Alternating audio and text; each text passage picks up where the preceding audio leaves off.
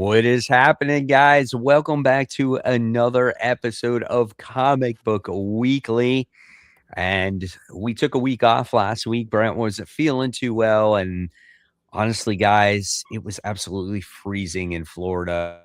And freezing for me is, usually 50 degrees, but it was like 30 degrees. And this garage was insane. And there was no way I could do a show in the garage that night. So I was like, God, we're going to take the night off. So, And I was okay with that. I was like, you know yeah. what? I could use a night in and just like relax and watch TV. So we did take the opportunity, but we are back. But me and Mike Yes. were discussing last week, there were better books than this week. Yeah. So not that they were bad books, but last week we were looking at our list. We're like, oh, I really like that one. I really like that one. So if you guys have any questions about last week's books, we can talk about it. But I'll say that I think for both of us, we really liked Infernal Hulk. I love Betty. So like, if you give me anything great with Betty, and I didn't even just to give some as we wait for Brant, because Brant is going to come on. But I didn't even know if it was confirmed that girl was Betty. So when I found out it was Betty in that issue, I was like, oh, that's so cool. Yeah, So, I agree. Yeah. I was like, oh, it is Betty. And then she Yeah. mentioned Harpy and everything else. And I was kind of like, oh, wow, that's kind of cool. But yeah, I really like that issue. But an And issue I that really, scene too, where she's like, I'm like, yeah, I just don't want to be human anymore. It was so yeah, good. If you like horror, like that was just that really was well written good. horror. Yeah. I A enjoyed book I that. didn't like though was this week was Ultimate Endgame. That book was Oh, me either. That's like my least favorite book of the week. So we're definitely going to talk about that. And then the one thing we didn't talk about from last week, which I think we should open the show with, as Brant is here, is Iron Man, because that was a big one we were hyping up, and we did not talk about it. So maybe open the show with Iron Man, and then we'll get into news. But first, we welcome Brant to the show. Hey, what's up, everybody? Sorry I'm we late. were we your were killing first there, time, so Cat. don't worry. Oh, did I? I think There we go. Mike, are you good? Okay, Yeah. cool. I'm So good. I'm all right. I think Brant's messing with lighting, I think. Yeah, I I am. think so. Sorry. All right, good. You're good on that Okay. side All now. right. Yeah.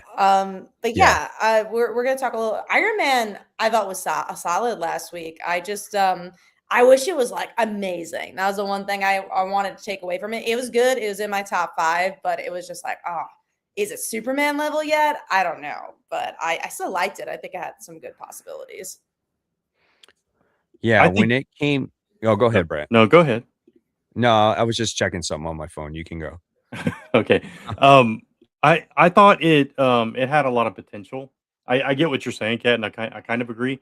But I like that it kind of married classic Iron Man storytelling with a lot of similar elements like armor wars and all that kind of stuff into a fresher new take that kind of fits into what's going on in the current Marvel universe and everything. So I think it had a lot of potential, and I think it'll probably only go up from here. So. No, for sure. So Iron Man, Mhm. I enjoyed it. I didn't think it was perfect, but I Yeah. did enjoy it to where they kind of get the current Tony Stark, and I like the humor. I do like Pepper in there, and I like how, they didn't use her as the damsel in distress. She actually stood up for herself, which I thought was really good. It wasn't a very predictable issue. You kind of didn't know what you were going to get in there.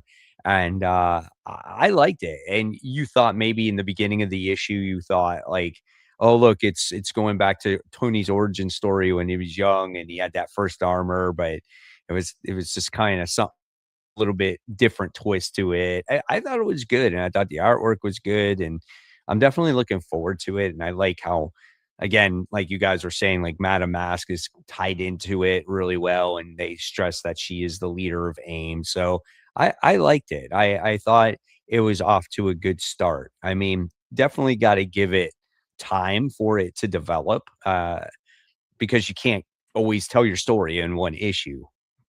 Yeah. No, I agree. And I think there was enough there. And I think the difference with an Iron Man issue one compared to a lot of the other issue ones, like the plot was definitely first. It wasn't just like, here's action, here's a Yeah. team coming together. It actually felt like I had a will and a way, which I Right. want to see more from Marvel books. So that was nice.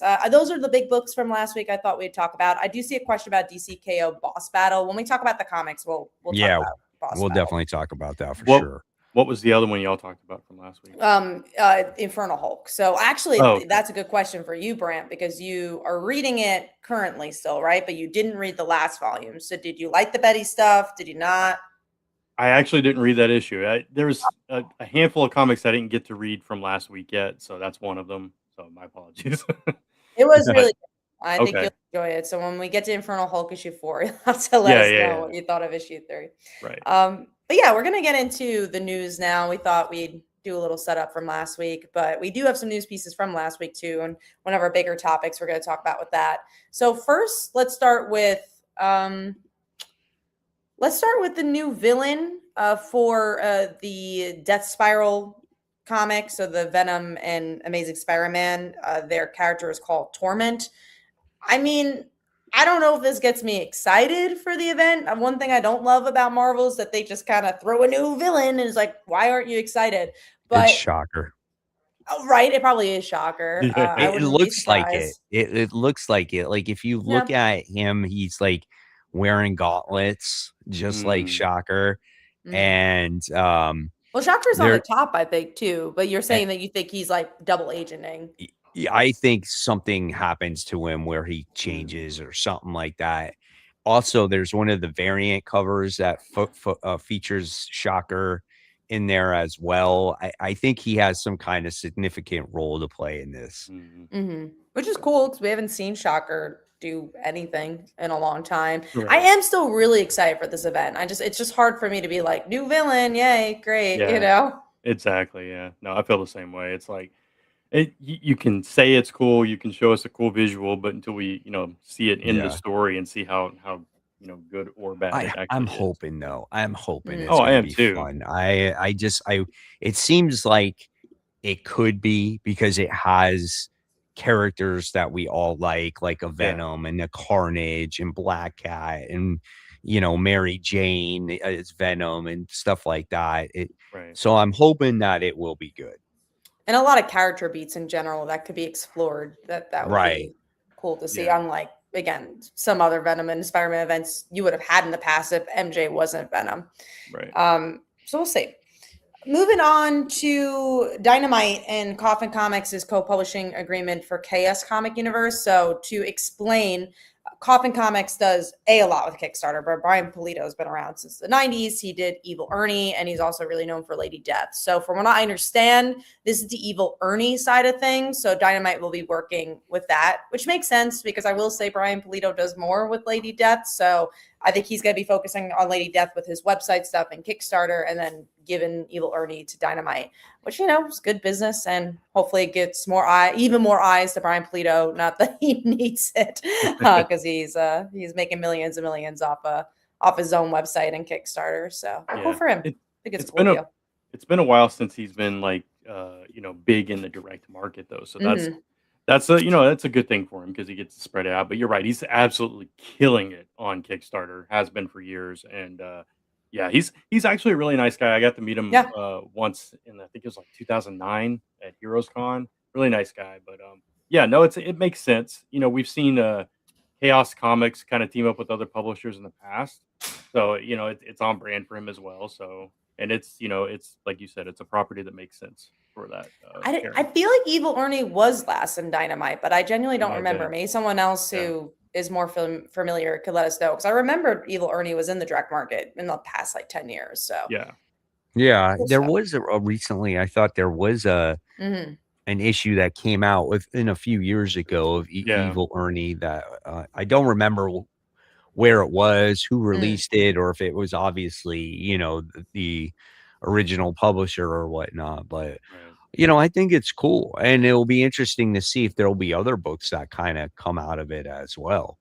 Yeah. Maybe there will be a Lady Death, book too. You never know. Yeah, I'll Yeah. say that I could see them republishing Lady Death stuff Mm, Yes. that have already been Yeah. yeah. through Kickstarter or whatever, which again is great because, even if you already have an audience, it's good to capture other audiences that might not buy online, which is the Wednesday Warriors. There is not as much of a Venn diagram as you would think. There is a Venn diagram, obviously, of people who go to Yeah. the store and also buy like Kickstarter or online comics, but there's not as much. I feel like Right. us Wednesday Warriors like our routines, so it's hard to break those routines. All right, let's get into. Let's talk about one that I heard had some nasty comments for some reason, and that's She Spawn miniseries from Gail Simone and Ig Gora. I'm not in the Spawn universe. I don't know what this means, but Mike, you do read Spawn sometimes. So Yeah, is I she mean, I Spawn haven't. a character that exists already, or Yeah, she has. Jessica okay? Priest is her name, and she's been around for a long time, even before like all the big issues came out recently. Um, and so she kind of leads the team Scorched, which is all the other Hell Spawns, and kind of like Spawn has an arcing eye on her and that group. So it looks like now she's getting her own series, which I think is long overdue.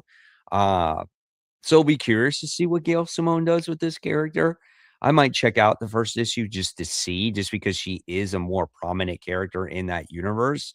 A lot of the other books, in my opinion, haven't been that great. I would say Gunslinger was the best, but then all the extended universe characters, yeah, just I don't know, man. They're kind of a miss for me personally, but I'll check Is out the first Gunslinger issue. still happening, or did you Yeah. drop it? Did you No, and you're reading it still? I Okay. dropped it, but they're already on issue like 50 with it. It's Oh crazy. wow, Yeah. I didn't realize it was that deep. Yeah, No, Yep. me either. But I guess it kind of makes sense that yeah, that would be the range because I feel like it's been out for a long time. But that's yeah. Yeah. cool. I mean, that's one thing about Spawn is that they know how to make money and make Yeah. people buy their books. I picked up a variant cover, a Mark Spears variant for Spawn issue or Gunslinger issue 50. Oh, that must have So been cool. I'm glad that he's that's getting a how lot I of. knew about it. Yeah. Mhm. Yeah. That's cool. Wow. Yeah, and that would make sense. You know about it. Issue 50. All right, let's get into Kelly Thompson reveals the designs for Absolute Suicide Squad and new villain details. So, Brand, I don't know if you want to pop up the designs, but we saw a little bit of them in the last issue of Absolute Wonder Woman. So now we're getting a closer look. And yeah, I'm curious to see what they're going to do with the Suicide Squad and Zatanna. You know, I just picked up Wonder Woman again from last issue because I picked up the crossover as well. And I'm curious about Zatanna because she's just really different. So, Mm-hmm.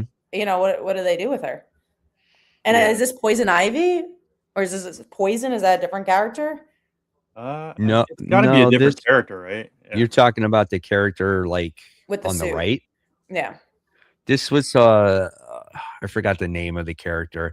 He was introduced earlier, Okay. few issues back, and it was the person that held them captive. So it's definitely not Poison Ivy. That's So it's definitely not their not. Let me take see. on Poison Ivy. It's a completely different No, character. Poison Okay. Ivy's showing up on Absolute Batman. Right. Oh, true. That's going to be Yeah, soon. I forgot about that. right. So yeah, this is Um, a completely different character. it says it's a Dr. Poison, dubbed Dr. Poison 2.0 is what Yeah, the because article. the gave him a new suit because Yeah. earlier he was wearing a different suit. Hmm. Gotcha. So, Zatanna looks different. Obviously, she was kept in a cage, Yeah. and then you have one of those aqua people there, I guess, that were in earlier issues, if I remember right.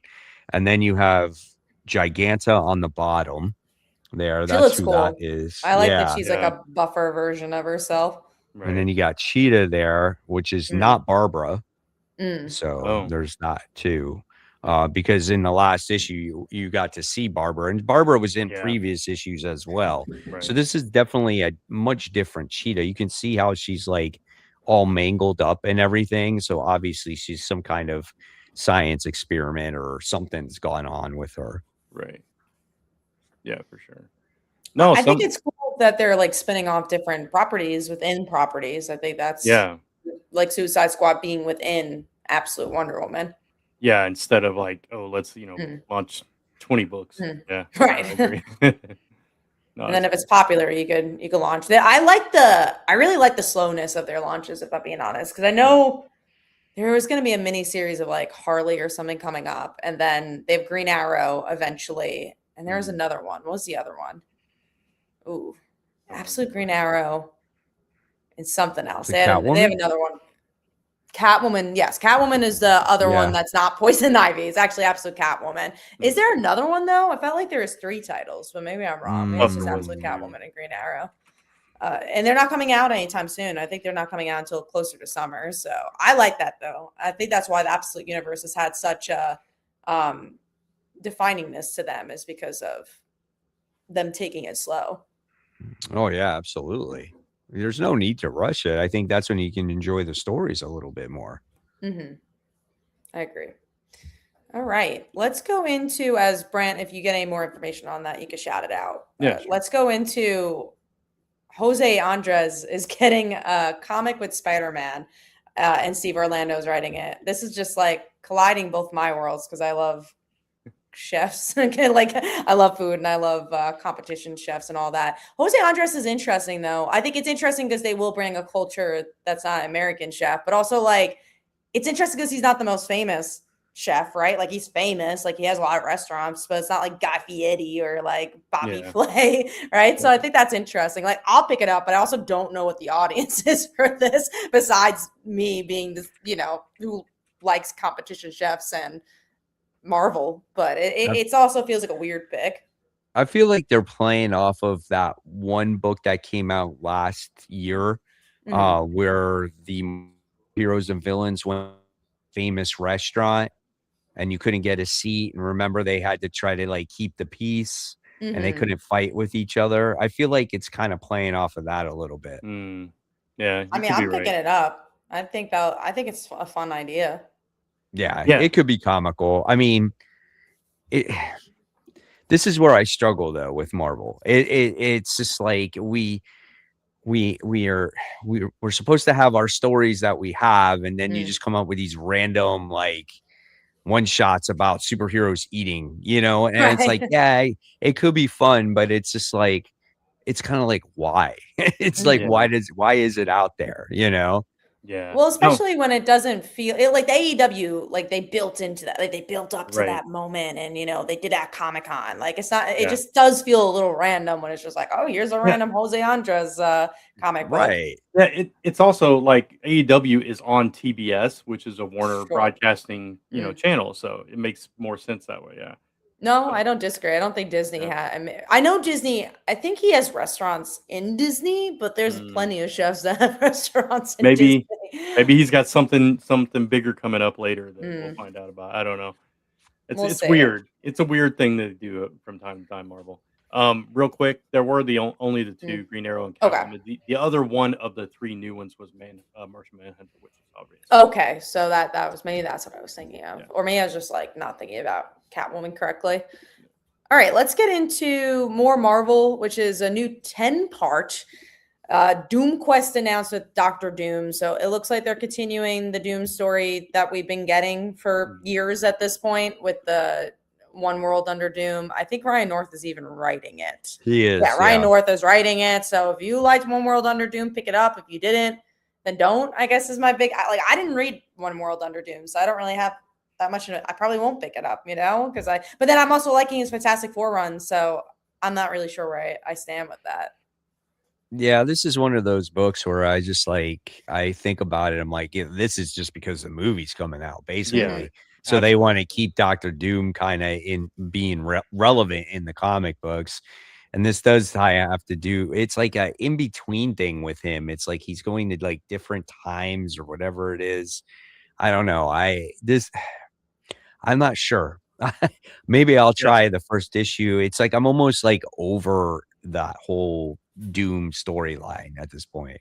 I was over it after issue 1. So I mean, I'm right there with you, Mike. I'm kind of over it, but at the same time, like you said, Kat, I'm enjoying Brian's Fantastic Four. So, and he's writing this as well. So I'm like, okay, it could be good. So I'm definitely going to try out the first issue, and hopefully we'll get enough from that issue to kind of tell whether it's going to be good or not. I think it depends on the week. It seems like 10 issues for that is a lot. Yeah. Sure. Like you said, they probably are buying time because the Avengers Doomsday comes out Christmas, November? Is it something like that? Yeah, something around that. So 10 issues. I mean, it comes out around the same time as the movie. I think they're literally just buying time for the movie. Yeah. But then also, like, our movie goers going into the comic book store and be like, I need issue 9 of this Dooms event. No, they're probably just going to get an old Dr. Doom book that people heard is good if they're trying to get a Dr. Doom book. And also, this Dr. Doom is Robert Downey Jr. It's going to be a completely different character anyways. Yeah. I mean, Yeah. maybe they're thinking the opposite way. Like all our comic readers will go see the movie or buy all the issues, so they'll be spec and all that stuff. I don't know. It's an interesting thought, but I don't know Yeah. if. um, so Tevye asks, how do you feel about Ultimate Endgame being delayed? It was a Bleeding Cool article, so I kind of take it with a grain of salt. I did see that. If it is delayed, I mean, I don't know. We'll talk about issue 2, but I'm just losing so much. You don't care hope. if it is or not. Yeah, exactly. Especially because we have the Reborn thing coming out, so I'm just like, Yeah. whatever. Like, I just want a good You mean the story, and I maker don't. who's a tree? From issue 1, I thought it was ridiculous that Yeah. he was a tree, and then issue 2 they went on even further that It he's a just tree. got worse. Yeah. So yeah, I don't know. Well, hopefully it means that they're reworking it. I guess why the delay? No one knows if it Yeah. even is delayed. We don't know. So funny enough, and this is why we don't take Bleeding Cool articles and say this is true. But there was an article in Bleeding Cool about Black Cat and Gwen Yeah. getting canceled, and we are talking about. I was like, okay, take it as a grain of salt. And then like the next week, we found out no one's solicited. So like, Correct. take it with a grain of salt. It might not be true. Yeah. All right, let's get into the next thing, which is DC launches massive Absolute Universe reprint. Now, this is cool. Again, goes back to success and taking things slow. So it's in such demand still that they're just relaunching it all. And I think that is so cool. I just love how well DC Comics is making the ecosystem of comics and how many new readers are getting into DC. And just like, I love the excitement. I just think it's cool. Yeah. Absolute Batman will be up to its 11th printing for That's issue crazy. 1. And it has the It's- trade out already too, which is crazy. Yeah, it has 2 trades. It has Mhm. the first and the second one. The second one came out last week. Oh wow. And so that's impressive, man. And even for like Absolute Wonder Woman and all these books, like they're going down the line. And again, while people want to pick them up and read them, that's awesome. Well, and Absolute Wonder Woman in particular, I'm sure is getting a really big bump because of the crossovers. I'm sure Sure. people love Absolute Batman. It's like, oh, well, now I got to pick up Absolute Wonder Woman and kind of start from the beginning. So I'm sure that brought a lot of people to the series. Oh, I'm sure. And then, like we just said, they're starting to introduce a bunch of characters in Wonder Woman too. So you want to catch up to get up to that and everything. So Or spec buy. You might be like, oh, the first time Absolute Suicide Squad showed up. So Right. And a lot of the books really are doing well with the spec. So absolutely. buy a random Absolute book and you probably will, it'll be worth $100. It's like The Walking Dead, right? Like who knew all those issues were going to be worth so much money, but those earlier issues, a lot of them are worth a lot of money. Exactly. Because they didn't print as much, especially if you get the first printing, which I think all 3 of us have the first printing Absolute Batman. So that's cool. All right, let's get into G.I. Joe.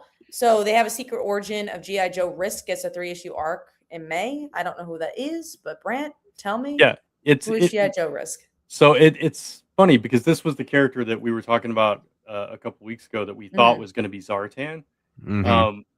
So now it seems like maybe he's somebody else, or his origin is tied to somebody else.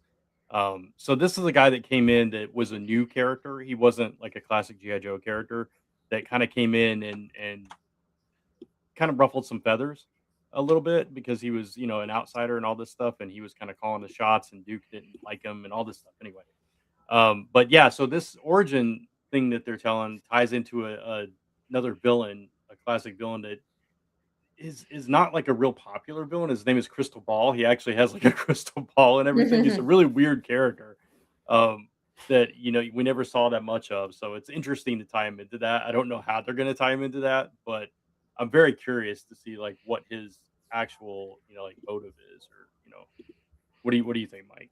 Well, I didn't see this news piece, so this is the first time. It just came out today. Yeah. So yeah, I mean, I remember Risk when he was introduced in the comic, and he was a little bit into the story, and they briefly introduced him. So, but I want to read this. Like, I totally want to see where this guy came from, like what his backstory is, and whatnot. So, anything with G.I. Joe, I'm all on board because it's been so good.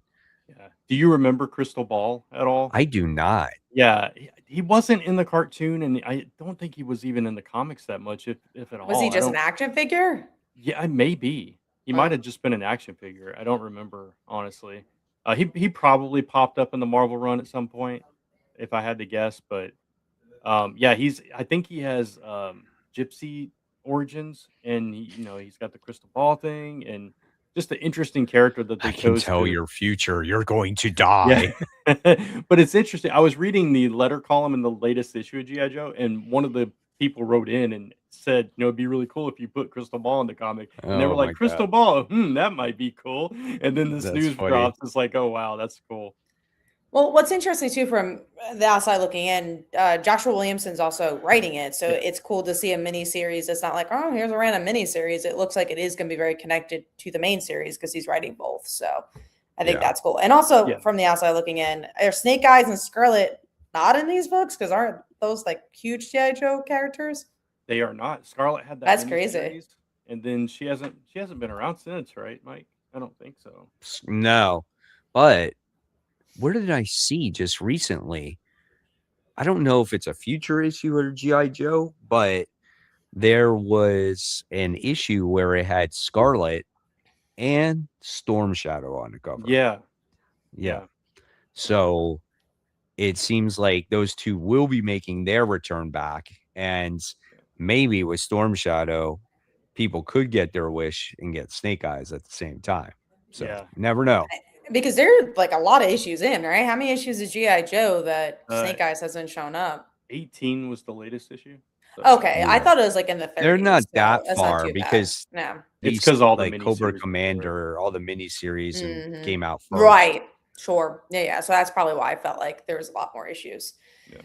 All right. Let's get into Distillery hits pause on their books to kind of like reshape what they're doing. And one of the biggest things I think they made a mistake by, at least for me, and the reason I don't really check out any of their books is because of that magazine size stuff. I really do think that like that really shot them in the foot, because it was like I just didn't want to collect them, and I'm glad that Black Label stopped doing it, because for a long time they did it too, and I'm like, I don't know where to put this. And as collectors, it's hard, but I know they're like, we want premium books, but I really think that deter people from buying their stuff, because there's so many big creators. You would think that, and even some that like Ordained, I think got like a lot of hype.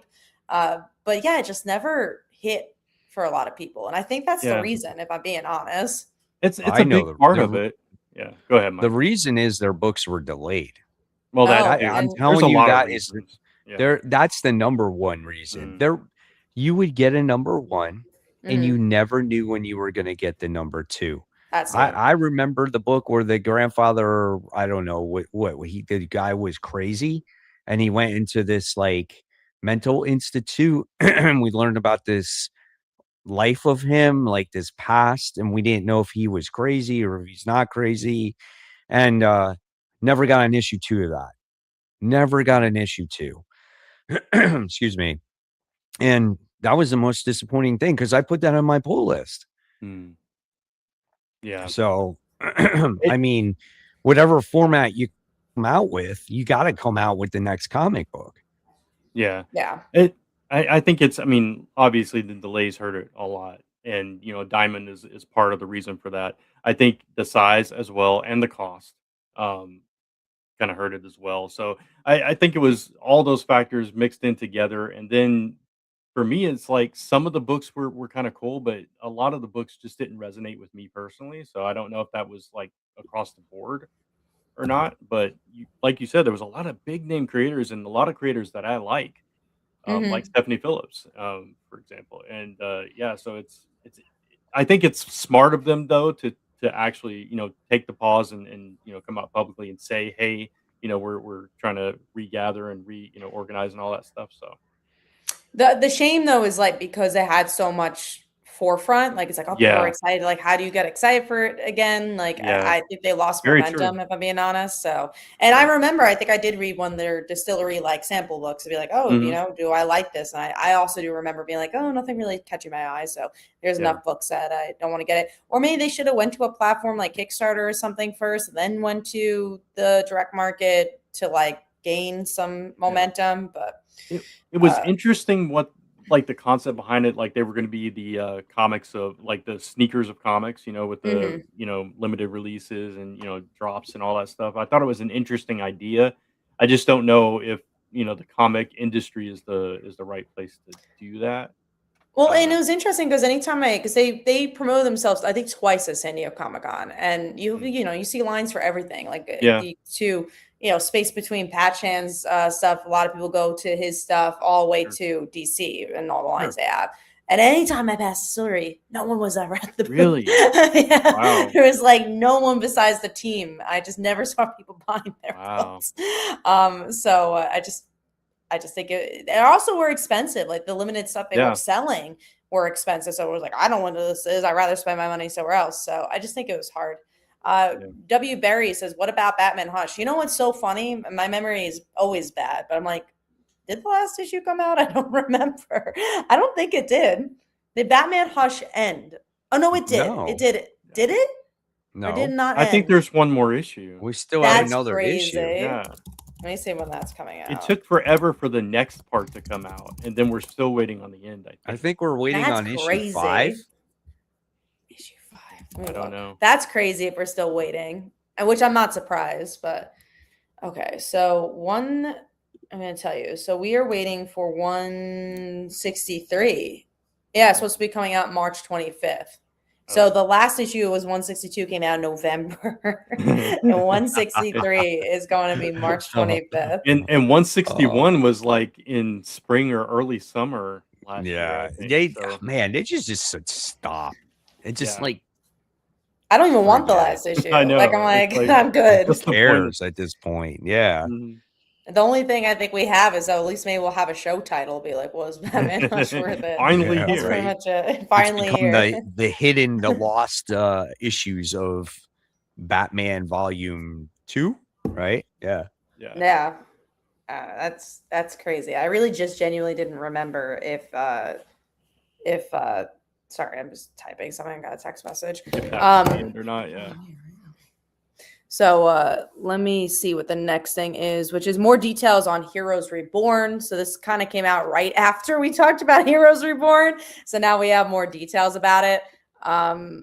So I'm trying to remember what all the details were. We have a cover. It looks like, I don't remember if we knew this, but Miles Morales is now talked about as the head of this event. Yeah. And it looks like Iron Man and Captain America look more like their average characters, so I think we're getting that. It's that it goes back to that origin box thing, and it was in the Ultimate Spider-Man Incursion, I think is where that happened, that miniseries. But yeah, he got these origin boxes that's going to kind of tie into. We don't know what they are exactly, but yeah. So I don't know. I think it's actually taking place in Miles Morales Spider-Man, right? And so those origin boxes are probably going to change things in the main universe too. Yeah, exactly. Yeah. Who's writing Miles Morales now? I thought Cody Ziegler was leaving. It's still him. It's still him right now. Yeah. I don't know in the future, but yeah. It says there was a teaser in issue 42 of that teased the origin boxes that leads into this movie. I'll say I still am not very interested in the event. Obviously, we'll pick it up, but I'm just like, pick a lane, I guess. Like, are you keeping Miles Morales in the regular universe or you're not? What do you want from this Ultimate Universe? I think they're just stalling, man. I think they don't know. Yeah. I don't know. They're like, oh, we're just going to call it the origin box and go from see there. what we can come up with. Yeah. Okay, so Christopher Morrison said Miles Morales ended last issue. So what? Is it over? No, it didn't. Did it? Miles Morales Check on ended Liga in the Comic last issue. Geeks. Ended issue 42. Did it really? I thought it was just the end of Rabble's story. Because that's what I thought. I thought Cody Ziegler was done with his run. If you go on Liga Comic Geeks and there's no next to it, then that means that the story wrapped up. Yeah, maybe I'm wrong.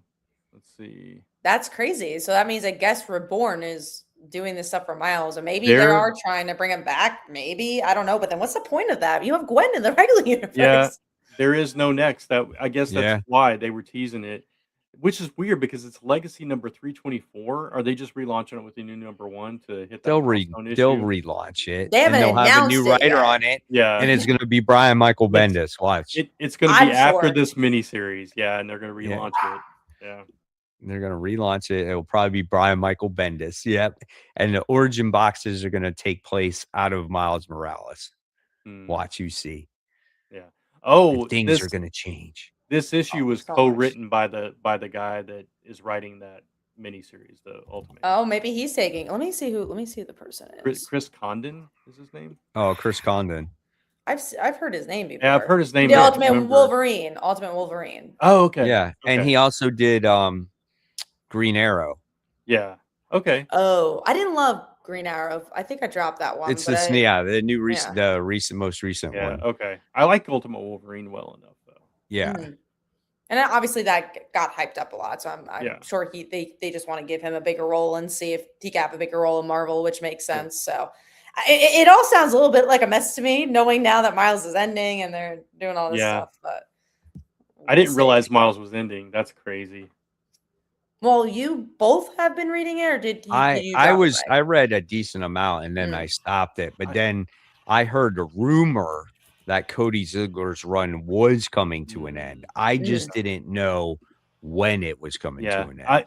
I was reading it pretty consistently, and then I fell behind like 4 or 5 issues ago, and I just never caught back up. So yeah, I dropped it after a while. I read some parts like when Deadpool was going on, and then I just didn't really continue. It wasn't my thing. So let's talk about the elephant in the room. So Zdarsky, and this is not a Bleeding Cool article, he did an interview and he was talking about Armageddon.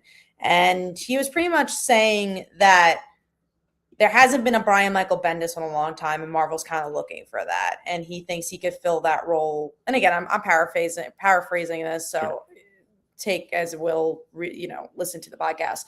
But he wants to take that role as kind of the Bendis of the universe, of the Marvel universe. And he was saying that the biggest problem with Marvel right now is that all the editorial groups are really separated, like different rooms, and they're not talking to each other, which I think we've all seen. I think that's I don't even feel like the groups within the group is talking to each other half the time. So yeah, I mean, I think it will be interesting to see Chip Zdarsky do that. But I'll also say I don't know if Chip Zdarsky is a Scott Snyder in the way that I don't know if everyone's always a fan of him. Like, I think he's a little inconsistent, if I'm being honest. I think he can be a good Avengers writer because he's done good things with Avengers just in separate stories. If he's going to be the communicator with the editors and making sure things connect, then more power to him. I mean, that would be a step in the right direction, But yeah, I mean, Kat, you're right. I mean, there just seems like this disconnect that nothing connects whatsoever, and I just think this company needs to be all on the same page. And you can tell that they're separated because just look at X-Men. It's like X-Men's all the way over here, and it's just like, let's just have our separate X-Men titles where we have 20 X titles, all solo series, and it just, I don't know, nothing seems connected. So maybe he is the one to bring the group back together again.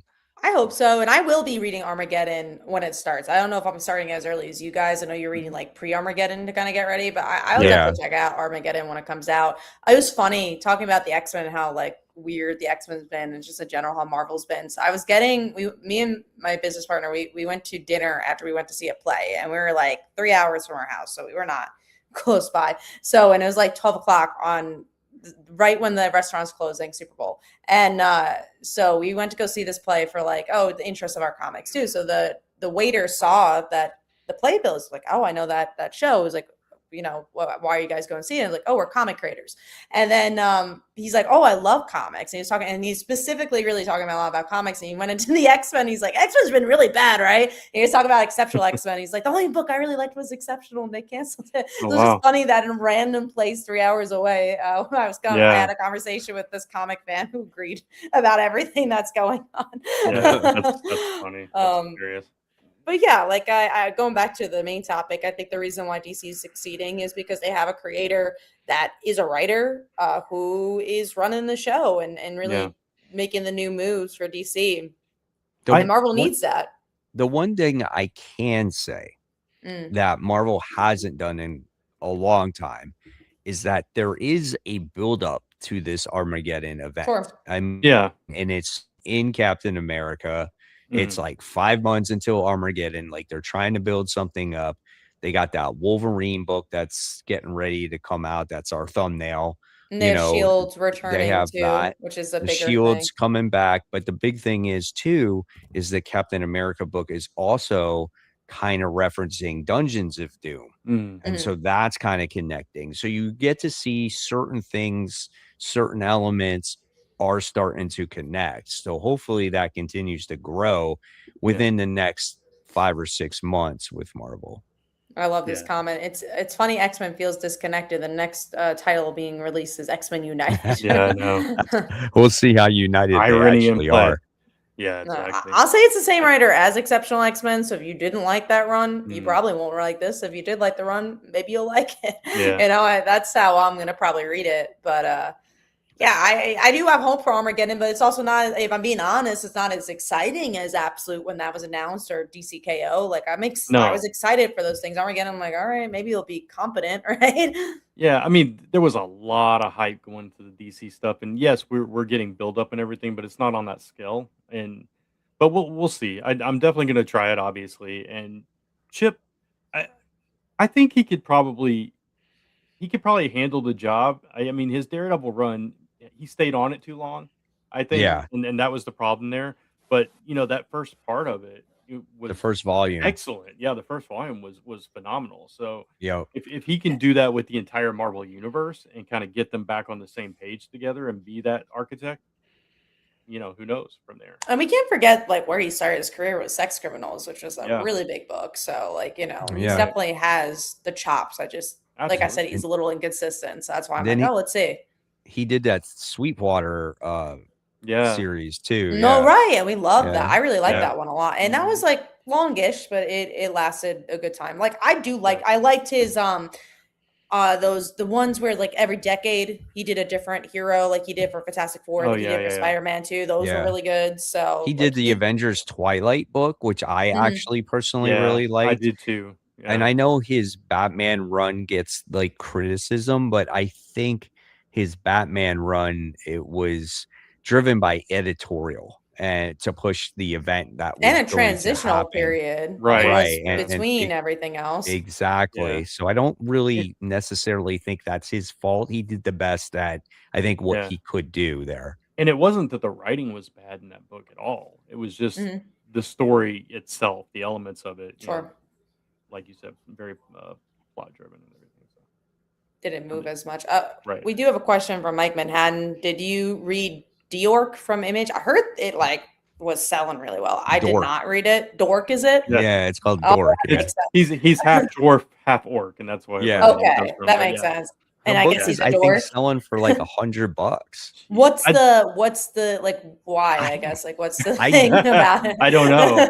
I really don't know why. I mean, Yeah. it's the same writer or the same artist that did I Hate Fairyland who's Oh, writing okay. Took this over book. after Scotty Young. Yeah. Mm. Right. But it's like it's one of those things that it's just like this book had a little bit of buzz before it was released. Now it could be it was low print run.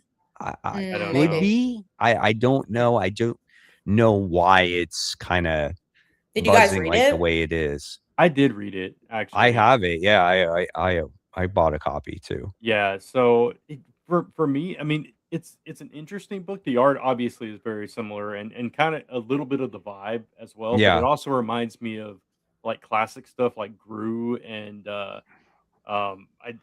I'm blanking on the other reference I had, but yeah, it feels a little old school, a little Dungeons and Dragons, Lord of the Rings kind of stuff, but comical, over the top comical a little bit, very violent. So it's a contrast to like this cutesy art style and this violent fantasy world, and he's got this magical talking shield, and Yeah. he's prophesied to end the world because he's half light and half dark and all this stuff. So it was an Yeah. interesting read. It was fun. Something I think is interesting about indie comics and like studying what does well in comics, what I've noticed at least, is it's always something that's not really human, right? It's like feral, stray dogs, beneath the trees, like things that like come out of nowhere tends Yeah. to just be very like maybe it sometimes has to do with the designs or whatever, but it's just Yeah. like a lot of animal stuff do really well. Just And this Let's like unique say kind of about it plays with that. stuff. right? Yeah. Yeah. Right. And obviously, like, it doesn't always happen. Like, everything Dead and Dying did very well, and it wasn't an animal related thing, but Yeah. it's what I've noticed lately. All right, that is our news. So before we get into it, I do have some Kickstarters and we'll get into our comic books. So let me show you some Kickstarters. We have, let's do entire window. Why not? So first is The Little Mermaid and the Pirate Queen. So what's interesting about this one, we do a lot of not safe for work books, but this you could buy the sweet version and the not safe for work version.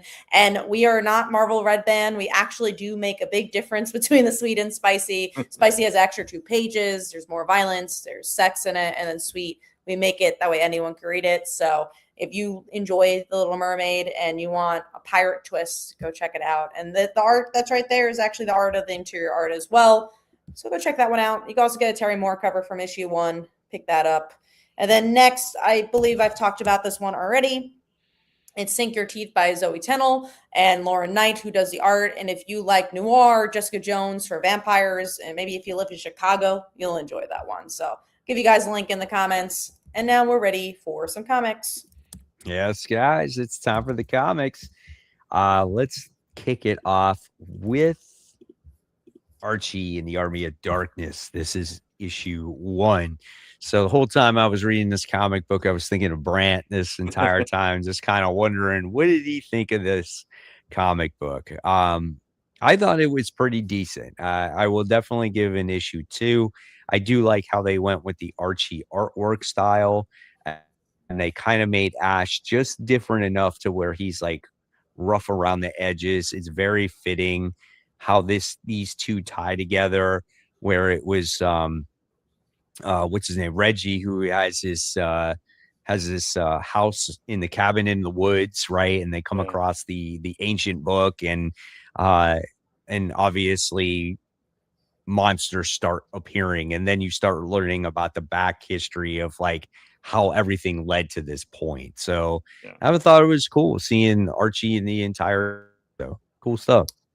I think Archie's going to have a big year this year. I really think they're ramping up because obviously they have the Oni thing too. So I really think Archie's going to make some waves this year. Yeah. Archie has always crossed over with popular properties, and this put me in mind of the Archie Punisher crossover from like the 90s. It was similar because Punisher was also kind of illustrated in that way where he was just edgy enough to be different, but still in that Archie style. Right. And that gave me the similar vibe there. But yeah, no, I thought it was a decent story. I liked that it started off classic Archie, and then it kind of slowly transitioned into the monstrous, Army of Darkness kind of stuff. And you see Ash and his classic personality. So it was a fun read. I enjoyed it. Cool. Got a question here. It says, how are you guys feeling about Bleeding Hearts? So I'm excited for it's the new Vertigo book. Yeah. Correct. I'm not a huge Dennis Camp fan, so that's the only thing that's like, I'm a little worried about. But it seems like a cool premise. It's like zombies. How if they lived, right? It's only zombies pretty much. Something like I thought that, the art style looked cool. So I'm buying every Vertigo book. So I'm going to buy all the issue 1s. And because what I really love that Vertigo did and DC did is that they're not releasing multiple issue 1s in 1 week. They're just releasing 1 issue 1 each week. So that's so much easier to buy than when you have like 5 of them in 1 week. And then you can pick and choose what you like. Right. All right. Cool. I thought this one looked kind of interesting. Bleeding Hearts. I did. I read the preview of it, and it's like they're all different too. Like one of them has mushrooms growing on his shoulder that talk to him, and another dude has like flowers growing out of his head. I don't know. There's a weird vibe in that book. We'll see what happens. How it all started. Hopefully, yeah. All right, so let's talk about. There's a couple of interesting books here. Let's talk about Ultimate Endgame, since we were talking about, this whole Endgame story and this origin boxes and all that crap. So we got Ultimate Endgame issue 2. This book, I'm reading it and I'm going, I read all this Ultimate stuff for this. Like, this is what I'm getting out of that. It's so like uninspiring. It was like literally a chore to get through this book. I'm like, I did not want to read it anymore. And like I'm so like on the fence if I want to buy the next issue, because seeing the Maker as a tree and like spreading his spores and infecting other people, I was just like, my God. I'm like, and it's all over the place. I couldn't even make what's going on half the time. There is no heart to it. I think that's the issue, is like it just doesn't feel like we've gotten to this moment organically. It feels like it's ending for some reason, even though I don't think it should be ending, and now it's reborn. It's just like it's all over the place. I agree. The tree stuff took me out of it so much. And I don't think the art's very strong for an end game Ultimate Universe stuff. I don't know. I'm gonna read it all the way through because I want to see where it goes. But I mean, if Mike is saying he's not gonna get the next issue of like a huge event like this, like I'll that's probably showing you. get it, Yeah. but and then his dad was like, oh my God. It's just like, yeah, it was like Iron Lad's dad. He's like, Dad. He's like, I don't know who you are. And he's like Kang, right? It's just like, I don't know, or Immortus or whatever. It's just so much there that I just was like, why is this happening? Why couldn't it just be like, I meet the Maker comes out and he makes his big return, and it's just like this epic battle, and now we just get like this. I'm like, oh, it's not what I expected it to be whatsoever. Yeah, it's almost like they had a longer plan in mind, and then when it got to the point, they're like, "Yeah, we're canceling the Ultimate Universe. Oh, great, we got to pivot. Okay, he's a tree." That's what it felt like to me. Tree, guys. Let's chop him down with the axe. I don't know. I felt the same way you did with this, Mike. It just, I was trying to like it and get into it, and the more I read it, I was just, the more I getting felt more disappointed. Yeah, exactly. And it's like, and bored. Yeah, that too. Yeah, for sure. So yeah, I don't know. I did want to answer this question real quick. Somebody said there was a movie kind of like Bleeding Hearts some years ago, and then asked what it was. I think you're thinking of Warm Bodies. That's what I was thinking, but I wasn't sure Yeah, that that's was right. yeah, which I've never seen, but I've heard is Mm. very good. It was a good movie. I feel like Lisa it's made been me on my watch list it. forever. It seems like a Lisa movie, but Yeah, I'm exactly. glad that was a good one. I hope that's the one you were thinking of, because that Maybe. was also the one that came to mind. All right, so let's talk about DCKO boss battle.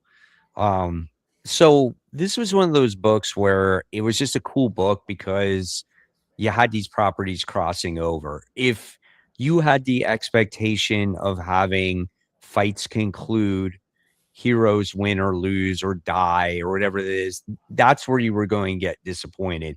If you wanted to see any results in the DCKO tournament, that's where you would get disappointed.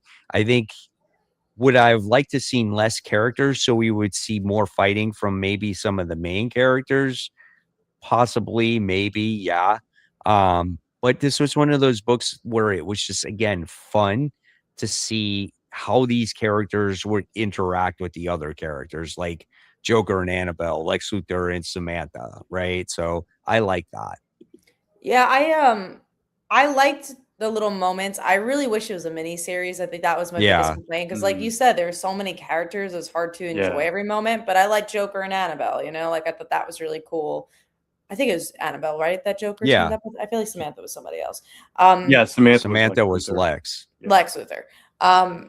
So yeah, I mean, I liked it enough. It didn't make my top 5, but I think it's fun, it's cool, and just take it as it is. But if you were, like you said, if you're expecting like Shakespeare, you're not gonna get it. No, here. it was just a spectacle, and obviously to get people excited and get the people to pick it up. But it was just fun to see all these characters from all these other franchises come in and interact with the DC characters and everything, and just have a battle. I would have liked it to have been like a 3-issue thing too, so we could have expanded some of the battle scenes. But at the same time, I knew what I was going to get. So yeah, I had fun with it. And maybe it would have been too much money. We don't know what the IP situation was for that either. If it was like a longer issue, or maybe like even 2 issues to kind of, again, decompress that story a little bit, it would have been cool, I agree. I think it would have been in my top 5 if that was true, if they were able to expand it. But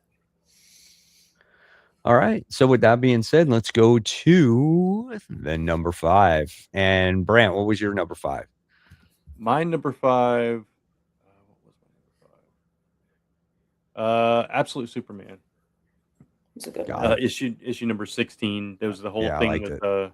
Hawkman and Superman meeting and him trying to like convince him to work with Lazarus and all this stuff and trying to Yeah. tell him the history of the superheroes and all this stuff. And I love how he just kept leaving and Hawkman was getting really annoyed by him Stop leaving. him. Yeah, Yeah. exactly. Yeah, that I was also thought it was interesting that Hawkman is one of the only people like Superman, because they obviously changed his origin so much that he's very alone in this version of his Right. book.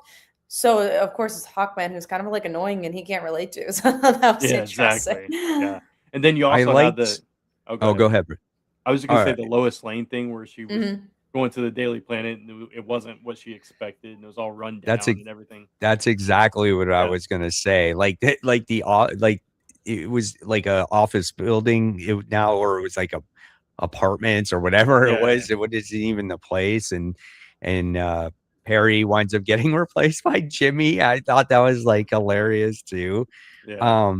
What I liked about this issue was there's so many little different story plot Mhm. lines going on, and it just creates you look forward to the issues ahead, right? With Lois, with Jimmy, with Hawkman, with Superman, with Parasite was in this issue too. You got to see him for the first time, and then the end with Lex Luthor and Brainiac, I thought that was really interesting. And then Yeah. Brainiac going to town at his house, just gonna kill all his neighbors and friends and stuff. So That I was was like, crazy. Yeah. that was insane. So I just That was thought probably go on, Mike. I was just gonna say that there was just a lot here to offer for the reader. Yeah. I was gonna say, I think the Lex Luthor thing was the thing I enjoyed the most, even though it had the least pages, but because Lex is so different than his other Yeah. version. Like, Yeah. I think you also are you could tell that Brainiac's gonna kill everyone. And that's how he's gonna become Lex. Like, I Right. think that's gonna be the idea here. Like, Yeah. he loses his old life. But yeah, like you said, there was just a lot in this issue, which I liked. Absolute Superman always like sneaks up on me. Because like when I'm about to read it, I'm like, this is not my favorite Absolute book. And then after I'm reading it, I'm like, oh, this is such a good book, It has exactly. It has times where it has the possibility of like overtaking Batman for me. I agree. It gets that Yeah. good at times. Yeah. I agree. Just wanted to address this. It was my number 5 pick, but it was Absolute Superman number 16, I think. Yeah, I was gonna say, I think we're in the teens. Yeah. Well, right. I think he's saying he's like only number 5. Yeah, Absolutely. number. Oh, gotcha. That's what he means Yeah. by that. Gotcha. Yeah. Well, Don't worry, if that's your number 5, it's okay, Brent. Yes. Don't let someone I know. persuade you. I wasn't gonna Yeah. apologize for it. I was just like, it's my number 5. What was yours? I was All saying this to subjective. Mike earlier. I think it's so fun when we have different opinions. I think Yeah. it's like if we all have the same 1, 3, or 4, is like it's a little bit more of a boring show. Yeah. But when we have like drastically different opinions, I think it's always the most fun shows because you're like, oh my god, I saw something different in this. Obviously, it doesn't seem like this is gonna be a drastic different opinion, but it's cool when it's not always the same spot. Yeah.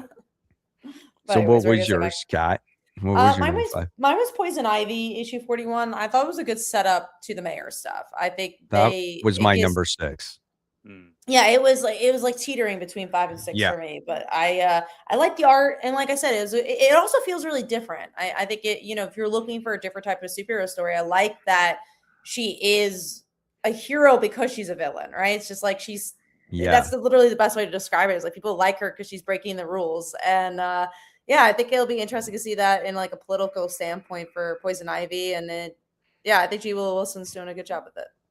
And I like how Harley showed up in this, and I love the characters in the jail cell as they were talking to her too. And it's a good book. I'm telling you, you'll enjoy it. The more you read it, the more you will enjoy the series. It just gets better. And the girl that shows up in there, the Janet girl, that is her other like ex-girlfriend or girlfriend in the actual series that she's That's been what I dating. figured when I read it. It kind of read that way. Yeah. So Yeah, I like So that it seems like really lived in, because obviously you're 40 issues in. It just seems like she's having a lot of fun, like creating this world, and but not right. going too fast with it either. Yeah, I think if I'm correct, I think the next issue they label it "you jumping on point" for fans. I think that's what it says on the cover. I think Um, so too. I think that's when the mayor stuff starts. So I that's think when they were she like starts really with promoting yeah, it. Yeah. exactly. All right, cool. And then my number 5 is a book we already did talk about previously, and that was Dork issue 1. I thought it was not to the overly rude and crude behavior like I hate, and I thought it had a similar tone, but it wasn't as extensive as that series. But I do like the fantasy style, and it does give you some, I want to say, more in-depth type of storytelling here where it's intriguing. You want to know more about this Dork character, about it born in the light and living in the dark, and how this prophecy became, and the adventures this character goes on and how they could possibly stop him. So I like it. I thought it was pretty decent. So we'll see where it goes from here, and we'll see if I like it like 5 issues from now. Yeah. Right. That's always Right. with the indie books. Right. Okay. So let's move on now to Brant didn't read this, so Kat and I read this. This was Ripcord issue 1. Hmm. This was a pretty simplistic book. There wasn't much to it. It was about a woman who is going after her missing sister. And I think she's in Australia, if I remember correctly. I So, think so too. I thought yeah. that was a big part of it. And basically, she just comes across asking people, "Where's my sister? Where's my sister?" And she gets attacked. People try to take advantage of her. She obviously has army training. She was in the military. She takes care of these people, and you really don't know what ripcord is. It's mentioned very briefly in the beginning of the It, comic book, in the and then back if of you the book, read the they'll back of explain the it. Yeah. comic, it tells you, yeah, of what it is. So it's some kind of drug, and you're led to believe that maybe her sister was Mm. under the influence of this drug. So it was pretty good for what it was. I think you really need an issue 2 to keep going with it to find out more. Yeah, my only complaint, I think, is that I had to read a back of the book to kind of figure out the main plot Right. of the book. Yeah. But I liked the vibe. I love the art. I thought the coloring was really good, and I liked the desperation for her sister. I think they played that out really well for me to be like, oh, I want issue 2 because I just kind of like the vibe of this book. But will I pick up issue 5? That's going to be really determinant on what happens in issue 2. But I did it for some reason. I really liked the book. And again, the vibe of the book. But I do think you got to dig a little deeper next issue. Agreed. Absolutely agreed. All right, let's talk about the next book, and that's Amazing Spider-Man issue 21, as we finally kind of get Norman Osborn, who kind of unleashes the beast once again to get through the fight and what he needs to do to win. You got a couple different artists on here. I am going to say that John Romita Jr.'s artwork wasn't, I don't want to be mean. It was better because I think the coloring was better, and I think the inking was better this time around. Mm, Maybe because Todd Nuck did the artwork, and I think maybe we had a different colors and artists. I don't know. It yeah. just seemed a little bit more polished. It seemed a little better. And it Um, flowed better from Todd's art. Like it felt very consistent in that yeah. regard. Yeah. And then you wind up getting to see Norman come across Peter. Um, Finally, Peter's back on Earth, so hopefully we get to move back on that, from there, and we'll get to see what happens with Norman from here on out as well, too, because it looks like maybe his personality shifted in a negative way again. It's Well, interesting because I think what were you gonna say, I Brent? was just gonna say it's interesting because we're going into that other series with Norman I Osborn. was Okay, exactly. I so was take just it gonna away. say that because I was gonna say that the part I didn't like about this issue is when he teamed up with Miles and everybody. Because I'm Yeah. like, why is he explaining things to Miles? Like he's Right. a much bigger superhero. So I'm like, oh, the place you're going with Norman is so weird. Because I'm like, I like Norman in this book more than Spider-Man right now because I think you could do different stuff with him. Like I liked his ex-wife showing up. I Mm, enjoyed seeing how much he cared about Peter returning. I thought there was a lot of good moments here. But obviously, like, is it the best book ever? I'll continue to say no. Like, it's just like this little glimmer of hope where I'm like, oh, I'm enjoying it more than I have. So Right. Yeah. Which is all we can ask these days from Amazing right. Spider-Man.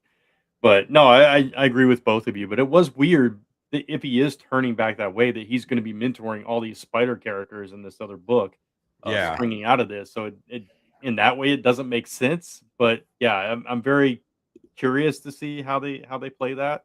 But I am Miles definitely does glad. not need teaching. No, he He's does not. fine. Does not. I mean, it's like everyone forgets that he had that whole arc in Ultimate Universe and in the main Marvel Universe. He's been on the Avengers, for crying out, and he doesn't need a mentor at this point. But, No, and not Norman, who just started doing Yeah, this. All around sports X, do we know if the space characters will follow Peter to Earth, or are they just going to disappear for a while forever? Honestly, I'm sure maybe one or two of them will appear as like a cameo somewhere along the way, but I don't think they're gonna do much in this series. Yeah, yeah, I agree 100%. yeah.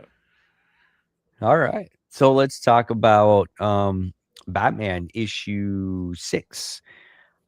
Good issue. I really liked it. We wind up getting to see Tim leave the nest per se, and love the emotional moments there. Bruce says, you're always welcome back, and it was quite interesting to see Tim trying to persuade Damian, sitting there and saying, hopefully your moment will come too, where you don't have to be here this entire time. So that was kind of cool to see that. I love the doctor in the Bruce Wayne moment, about how Damian is like what was her realization? What was the excuse? She Bruce doesn't know he's Wayne- Batman. Yeah, but which thinks blew- like he's Robin. Which Right. blew my mind. It was like the way she said it. She was like, that her revelation was that Batman, it's okay. So it's Bruce Wayne's son. She knows that, right?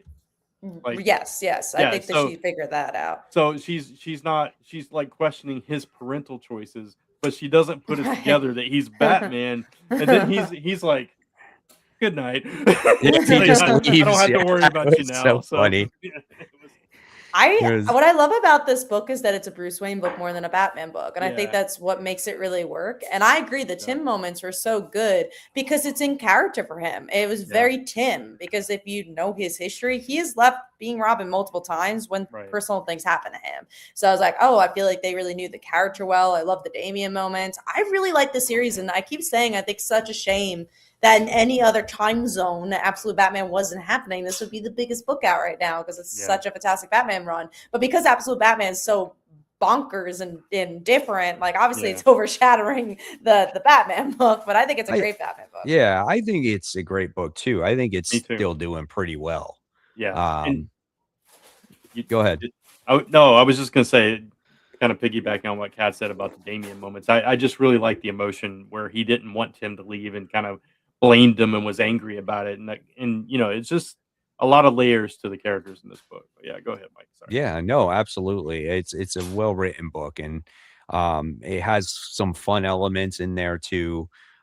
So I think it's well balanced. I think it's got action. I think it's got a solid story. I think it's got some drama, and it has mystery too. Who is this doctor? She's obviously created this weird creature thing that at the end of the issue we don't even know what it's about, right? Mm-hmm. So and I also like how it touches on the tech. It's been an ongoing thing. Like he wears the gauntlets on him, and it kind of goes into description of what that is, and it's just, I like that's just little touches that makes a book like that much better. Yeah, that's something he did in Hawkeye too, right? With the gadget kind of thing. Yeah. I thought so. And did you notice the creature in the tank had green hair? I did not. Let me actually I look. Some people are saying it's Joker. and I couldn't make out at all though what it was. And I didn't do any research on it, on who it could be. Like the comments are saying, I was wondering if it was the Joker. Or maybe they're trying to think it's the Joker. Right. I mean, It it could be looks like misleading. Could be a red it looks herring. like a Joker for It sure does. with the white Yeah. skin and everything. Maybe she's so. cloning a Joker. Who knows? That'd be interesting. Maybe. Yeah. I'm interested in this character a lot. I think they're really Mhm. building her really, really well, either as a love interest or a villain or whatever they're doing. I like her a lot. I do want to reference a comment here. Do we think Tim will get his own series, or will he just leave the series for some time? I think the latter. I think it's going to be like he'll come back later on. Maybe they'll even have some conversation with Bernard where we'll see him maybe accept being Robin or whatever. But I don't think he's going to get his own series just because last Tim series didn't do great. Yeah. So I don't think so. He will come back. I Sure. can probably guarantee you that some way, shape, or form he's going to come back. There's Chris Chat's comic says Damian being pissed at Tim for quitting, but there was just a long arc in PKJ's Batman Robin run where he was considered quitting being Robin. My own minor critique. I mean, yeah, that happens a lot. And you could look at it one of two ways, though. You could look at it that way, or you could look at Damian chose to stay, and now Tim's leaving, and maybe there's a little bit of maybe a little bit of jealousy or anger about that he stayed and Tim leaves and all that stuff. I don't know. Or it could just be brother things, like his big brother is leaving. So that's how I felt about it. I felt more of like my big brother's going to college and it won't be the same, Exactly. Yeah. All right, cool. So let's move on to our number 4. Brant, number 4. My number 4 is Absolute Green Lantern, issue 11. I know it was kind of like a slower issue, and it was kind of setting up some big things to come, but I like the setup, and I like the we got Tomar Ray in here. We got the threat of Sinestro coming into play, the other lanterns, getting powered up and all this stuff, and Hal waking up and kind of getting filled in on everything. The tease of something happening with Hector Hammond, possibly getting deformed like he is in the main DC universe in a different way. So a lot of teases in this issue, and that's kind of what I liked about it. Yeah, I thought this issue. I like this issue as a 3.5 for me, but it wasn't as big as some of the other ones for me. But I see what you're saying. There's definitely a lot of seeds planted. Yeah. Kat and I were talking about this before the show, before you came on, and I think I'm actually going to drop this book. I just can't. It's just Al Ewing. I think it's just the way he's telling the story that I can't get into. It's like there's certain issues I do like, and then there's other issues where I'm like, I don't know. I just feel like it's, in a way, like each issue is disconnected from the last, and it kind of loses me a little bit. And I think that's just a personal preference for me that I dislike, Sure. As I was reading this, it was funny because I was thinking Mike's not going to like this. And that's what's fun about the Absolute Universe, and I continue to say, is that I think everyone kind of has their favorite book because they're so different and they're all good in their own way, and that's what I really like about it. I do really like Absolute Green Lantern, so I'll continue reading it. I thought this issue is a little bit of point A, point B, but I'm curious to see where it's going to go, especially like you said, there's so many different lanterns. I mean, Boz is in this too, so there's a lot of different things they could do. Yeah, like I said, it was definitely a much slower issue, but I loved all the teases. Let's see what happens. All right, so Kat, what was yours? Mine was Ripcord issue 1. Would have been higher if we knew what was going on a little bit more, but I really like the art and I like the vibe of it. Cool. My number 4 was actually Thundar the Barbarian, issue 1. So I enjoyed this book. It kind of opens up just like the way the cartoon opened up back when I was a kid. And I just loved seeing Thundar once again. I honestly didn't realize that Jason Aaron wrote this book until I actually had it in my hands. I'm like, shit. I'm like, I forgot that Jason Aaron wrote this. And so we kind of go into this mission, with Thundar and saving some slaves and whatnot. And then I was like, I wonder if this book will dive into like Thundar's origin story at all. And so it does towards the end, as it showcases him as he was a slave one time fighting in an arena. And I was like, okay, I can see this. I'll check it out. I'll see how this continues. I really liked it. I thought it was good. I thought the artwork was pretty solid. And it's good to see this book back once again, or these characters back.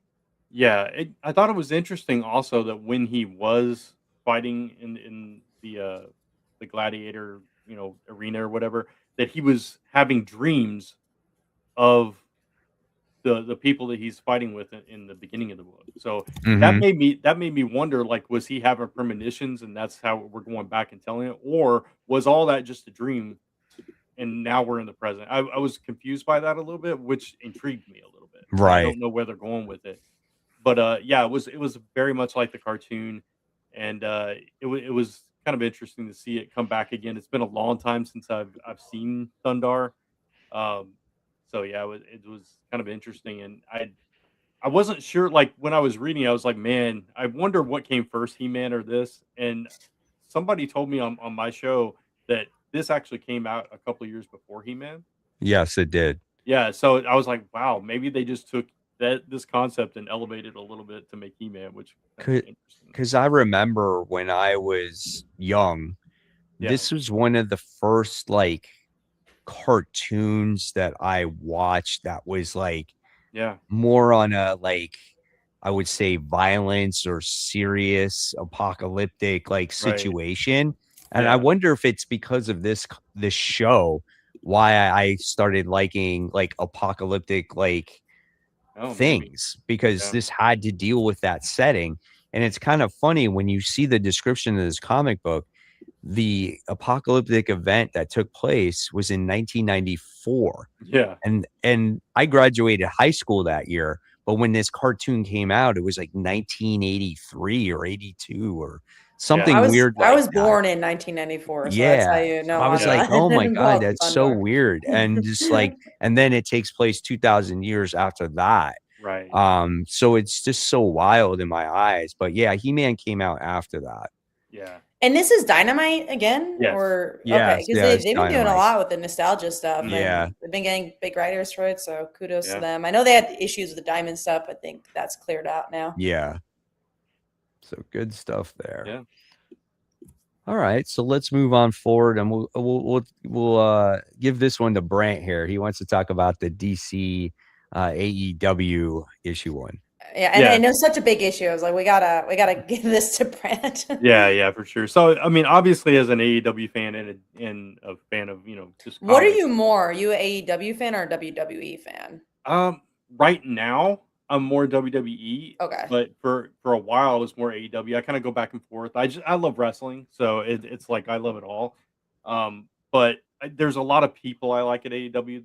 Uh, so anyway, um, but it was fun seeing the AEW wrestlers in the book. Um, my only complaint, and the art was absolutely gorgeous too, and I think they did well with what they could, and they tied it into this intergalactic wrestling league that DC already had established with the Omega Bandman stuff, that we've seen before. So I like that there's a tie-in that they could do, and they were battling over this belt that happens to be made of this material that can rewrite reality. And so whoever gets all these shards, because the person that won the match broke the belt into pieces, and so now the Justice League characters are teaming up with the wrestlers for some odd reason to go across the galaxy and find all these shards. That's the premise of the book. Do you feel like it's new reader friendly, or do you have to know the AEW characters to like it? I don't think you have to know them. I think if you do know them, it gives you a little bit more context into their personalities, but I don't think you have to know them. Because they're the ones that they chose to use are very colorful characters, for the most part. So yeah, I think you could pick it up that way. My only complaint is I would rather have had just like a straight AEW wrestling book than team them up with superheroes that have powers, and putting wrestlers in space trying to fight supervillains and all this stuff is really weird to me. Well, Because especially because they used to have those wrestling books at Boom. I totally forgot they're like gone now, but they used to yeah, have them like for a while. yeah, yeah, for sure. And we see so many different takes on wrestling comics these days too. It was just kind of weird to do that this way. It felt more like a cash grab in that way. I think it was a fine story, but it definitely didn't make my top five or anything like Mhm. that. But as an AEW fan, I had fun. Cool. Awesome. All right. So let's see. We're going to go on to, well, we talked about those two books. So let's, oh no, sorry. I forgot Magic and Colossus. So what do you guys think? Like, I thought this was okay. I thought that there was some good, like, brother sister moments. And I feel Mhm. like if you have, a brother or a sister, I think maybe you can relate to that. I don't have a brother or sister, so, like, I was like, "Okay." I felt like Colossus was a little bit of a baby, and we're still kinda dealing with Krakoa here because he's like, "Ever since Krakoa, I've got these monsters following me," and, it just seemed a little bit depressing, and then they came across this enemy, which I think is the first appearance of this character, and I was like, she's kinda like a throwaway character to me, and I don't know, man. I thought it was okay. Don't get me wrong. But again, if a book is just okay and it's a brand new issue 1, I don't think I'll be in it for issue 3, 4, or 5. I think it gave me enough to try issue 2 just because I want to see where the relationship goes. And I think that brought at least a little bit of an interpersonal conversation. Because I think with Magic issue 1, I was like, all right, if you like Magic, I guess you'd like this. But I'm not a huge Magic fan. And so I was like, I don't really need the issue 2. But here it's like, okay, I want to see more from their relationship. I want to see where it goes. I don't know if it's going to be tremendously any different by the end, but gave me enough for issue 2 if it's not a huge week. But if I'm getting 17 books, maybe it would be easy not to get issue 2. So yeah, I Mhm. was in the middle. I didn't hate it by any means. I thought the art was good. I thought there was something there, but also didn't blow me away. Yeah, I kind of feel the same way. It was okay. It wasn't what I was hoping it would be, which I don't know what I was hoping it would be because I don't have a huge connection to these characters. I do like Sure. Ileana and the way that she has kind of been built up through the Krakoan age and on X-Men and stuff, but they don't seem to do enough with her. And even in this book, I don't think she had enough to do.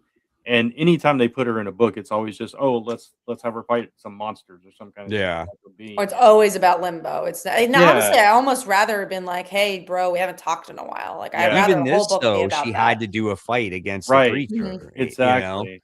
Yeah. So, and the one thing I did like was that Colossus is kind of getting over his one having by necessity getting over his um what's the word? Protectiveness.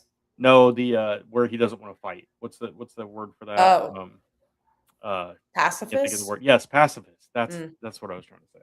Yeah, so I did like that there's a shift there because there's only so much story you can tell about a comic book superhero being a pacifist, and Right. he needed to move past that. So, but yeah, no, I'm kind of on the fence about it, honestly. Yeah, I don't think I'll be picking it up. It's just like, I again, we talked about this extensively, and it's just like, are we okay with Marvel books just being okay? Right. And it's just like, do they deserve an issue 2 if they're Mm. just okay? I mean, do you expect the book to improve that much more if it's Yeah, okay? I that's don't it. know. Is there something that's really intriguing you there that's making you go, "Man, I really wow, that cliffhanger for issue 1 was great. I can't wait for issue 2." Like, that's Yeah, what that first issue should provide for you, and if it doesn't, it's like, I get giving an issue or a story arc a try, but books are getting to the point now where they're not just expensive. Now they're getting really expensive. You're yeah, talking $5, $6 an issue for a new number 1, and you're getting mediocre books. Like, that's just not okay. That's That and like also just a lot robbery. of books to right. read. There's a lot of issue 1s that come out because Rob Cruz, I can't quit a book after issue 1 issue. I wish I could be like that, but it's just like you said, Yeah, it's expensive, and I want the opportunity to put other books on my pull list. If I'm not vibing with it, then I'm like, all right, I'm not vibing with it. And yeah, if, like Poison Ivy is a great example. I think I read the first issue a billion years ago. I was like, it's not my vibe, but then 40 issues later, I heard it was great, and I'm picking it up again. Absolute Wonder Woman was an example of that. I dropped it for a little while because I'm like, not vibing with it. Heard it's great. Zatanna's there. I'll pick it up again. same. There's always opportunities to pick things up again too. Sure. But a miniseries, if you read it all, then you're kind of like locked in. You can never drop a miniseries then because there's Yeah, only 4 or 5 issues, which I believe this is Right. a mini. So, but no, I agree with you. We'll see. I really one day I want to meet like a huge Ileana fan because I want to know what makes her tick. And every book I've ever read, I'm like, I don't get Yeah. And at the same time, though, like, are you really want to keep investing in like 5 or 6 issue stories For Yeah. for when it depends comes to on these characters, though? depends on Like, the book because I think about like Hellcat, Chris Cantwell's Hellcat. And I'm like, I love that book. It was oh, amazing. It was really well interpersonal relationship book. If it's something and like that, yeah, I can get that because you don't get a Patsy Watker book sure. ever. But Hmm. when you just had a magic book that just came out Yeah. and then it ended because of an event, and then now you have another one, and say that series goes 5 or 6 issues. Like, I feel like you get invested, and you get Yeah. vested into the writer who is writing that book, and then just says, it gets canceled or there's an event, and now you're just like, the story's technically just getting started, and then it's gone. And that's what Hmm. I think that's what's frustrating. Oh, Yeah. No, 100%. I agree with you. 100%. And yeah, it's I don't know, with like all the new books coming out and all the events coming up and everything, it's like, do you hang on to a book that you just kind of thought was okay? Yeah. I I Right. think the only ones I ever do that with is ones that I feel like are gonna go. So like Endgame is Right. one where I'm just like, I really love this universe. I love Miles. I Yeah. love Ultimate Spider-Man. I need to kind of see where it goes. Or Right. Batgirl, where I honestly haven't been really liking Batgirl that much, but it's like I will never drop a Batgirl book. Those But are it's ones, but also mm, getting a new story arc. Same thing. Yeah. sure. Next issue, it's a new Yeah, jumping on point. Same like that is Poison true. Ivy.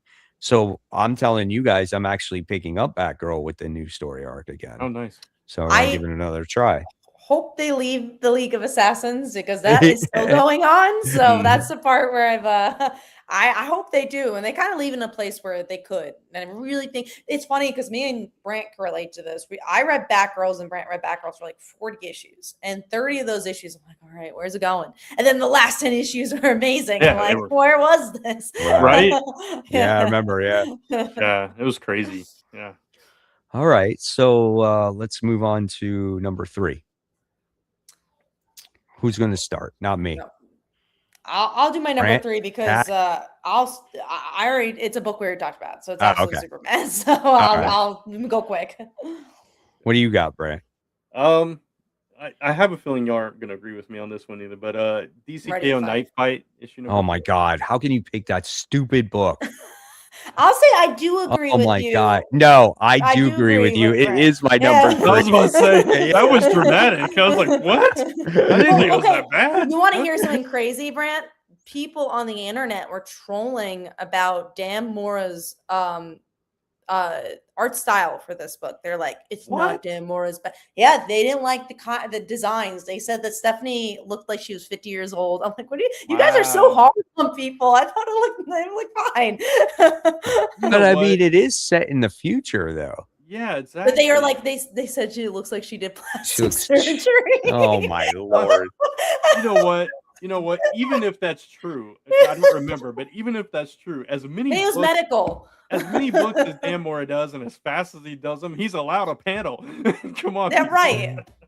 I thought, you know what's so funny because I did like Knife Fight too. It's Yeah. what I think is interesting about the book is that I do think it's really cliche. Like I was one of Yeah. my biggest negatives, but it's still Sure. kind of like fun. Like it was cool to see Batman as a grandpa, you know? Yeah. I like that though. I did too. The, Yeah. the book had heart. It Exactly. had Yeah. family.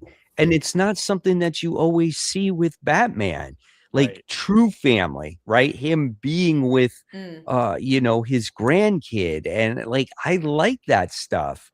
And there was a nice little twist on him trying to get back into that tournament, which we all knew he was going to Of get course. back in it, Yeah. right? But still, I really enjoyed it. I thought it was a great book.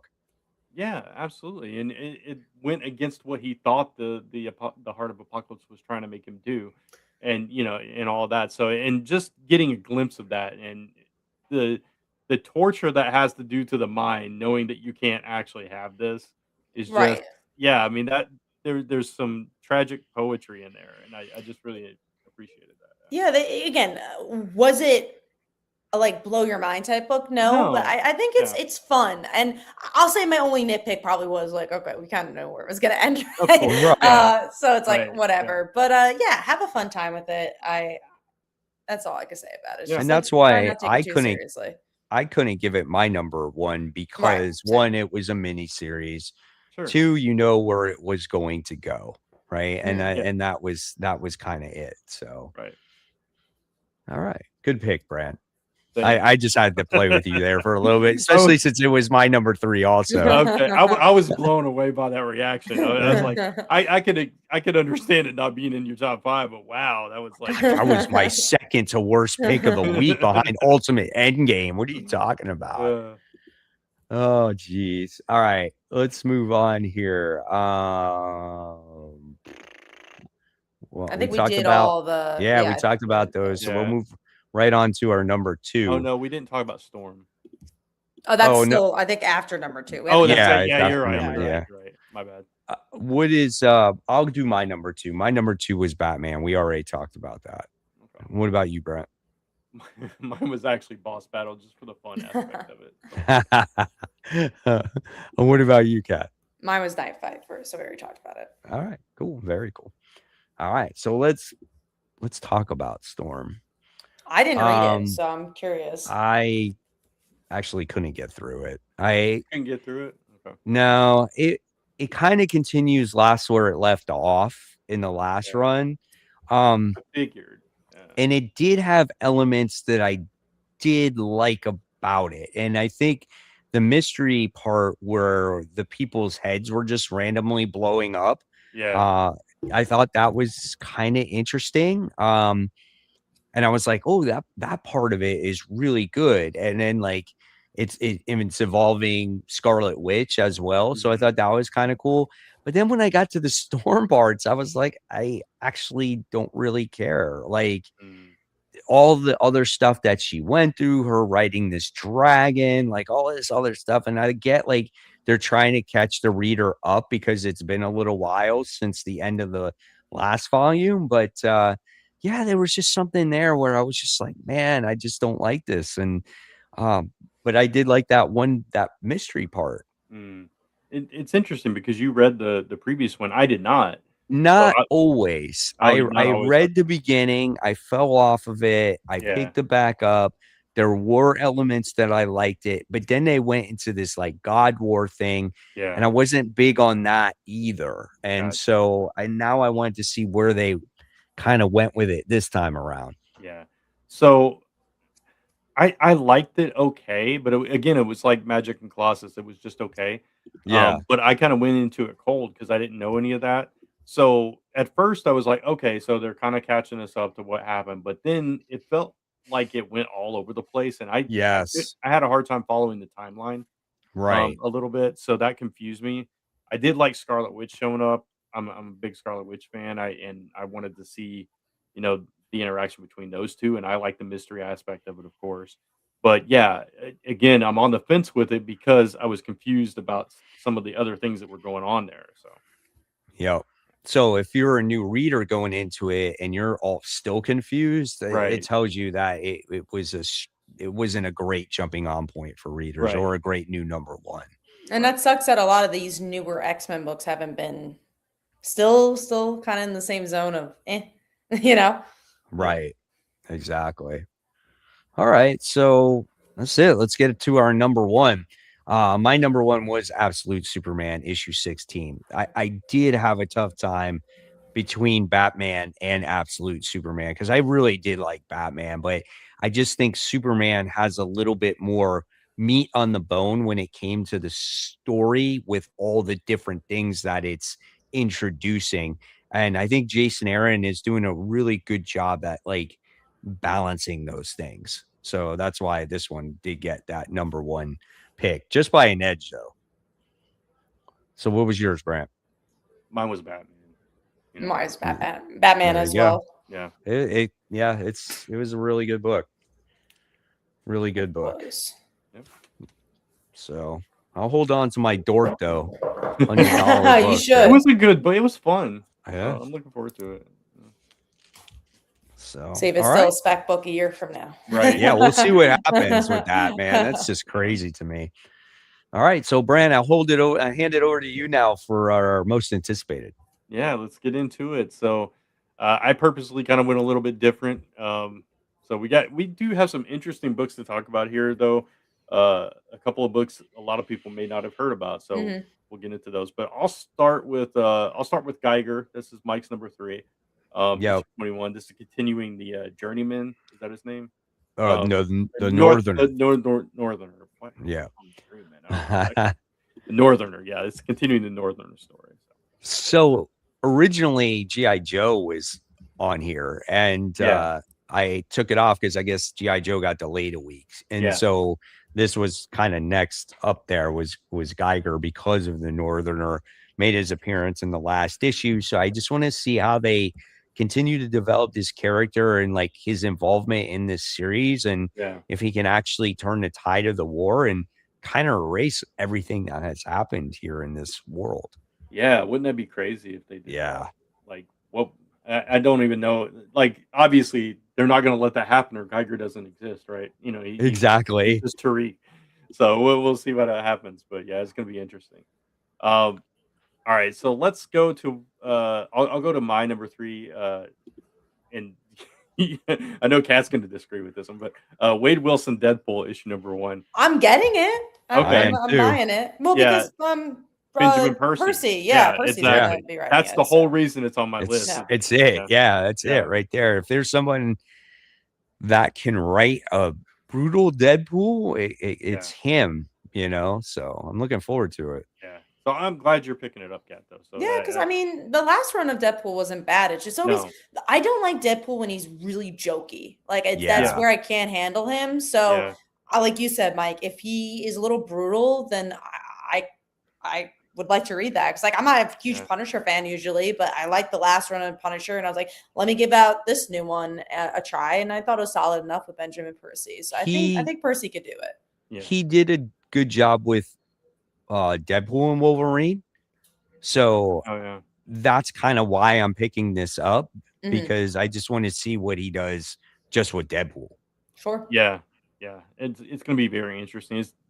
I feel like it's definitely going to be a different kind of Deadpool than we've seen in a long time. So yeah. Is Percy the #1 Marvel writer right now? I don't know. I don't think number so. 1. Yeah. I would say for me, I would think that he is in my top 5. Yeah. I think that he gets Marvel Comics really well. I think he gets that. I think he does a good balance between his writing and action, and the darker side of Marvel Comics, especially the anti-heroes. Right. I agree.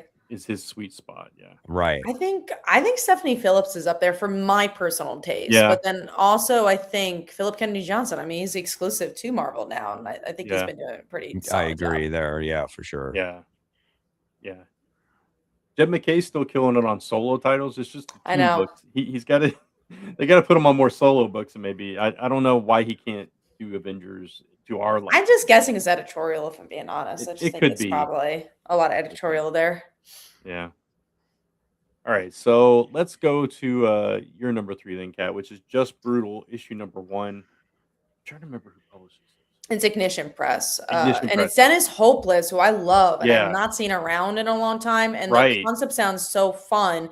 It's these 2 kids who find out their parents are like warriors, and it's just like, that sounds cool. So I think Hopeless is gonna knock that out of the park, and Ignition has been really solid. They've been doing so good. I even picked up the anthology book this past week, and I did read that, and some of the stories, again, it's anthology, it's what you expect, it's but also centered around love, right? But it wasn't like cheesy love. You know, it was, some of it was horrific love, some of it was it was good. And what I did like was the stories were just long enough to where they didn't go too long, or it wasn't too short. It was just the perfect amount of pages. It's funny because I think Ignition Press is doing what Distillery should have done, because I think Yeah. that's like it's really succeeding in that way. And I hope people are picking up their books, because I think a lot of people are picking up like murder podcasts and stuff like that because of the television show with the beauty. But I hope people are getting these other ones. Like I haven't really been disappointed with many of the books I've read with them. Some I dropped because of like, limits of pull list, but they weren't bad. I only hear good things about them. I haven't gotten to check out a lot. I checked out Deluge, however you said that word. Deluge. That was one I dropped because of limits of yeah. But I'm definitely, I want to catch up on Murder Podcast, and this one sounds really cool. And like you, Dennis Hopeless, when I saw his name, I was like, oh, it's been a long time since I've seen that name. Yeah, exactly. So definitely excited for that. Yeah. All right, so let's go to another new book. This is called The Sinner Holds, issue number 1. See, and this is the one I thought you were going to mention. Yeah, That's not going to pick this up because it's the guy from G.I. Joe. So yeah, that's not going to be for me. But it writes this. I didn't even hear about this. It's Larry Hama. Yeah, that writes Real American Hero, G.I. Joe, Real American. Yeah. It's Larry Hama. He also had a really significant Wolverine run back in the 80s, I think. But as far as I know, he hasn't done a whole lot outside of G.I. Joe. Not recently. Yeah, recently. So yeah, it's going to be interesting because it's a new superhero universe that he's launching, and that's so hard. That is so difficult, as we see with Radiant Black. Like that's a good series, and it's just so hard to do a superhero book. That's not Marvel or DC, right? And I think this one's Boom, if I'm not mistaken. I think so too, and that's also that'll be interesting to see Larry Hama's audience go to a Boom audience, because I find Boom to be a much younger, my age type audience. Yeah, and he's definitely an older creator, so it's gonna be interesting. I definitely want to check out this first issue and see, because it's been a long time since I've seen a Larry Hama superhero book, so I definitely want to check it out.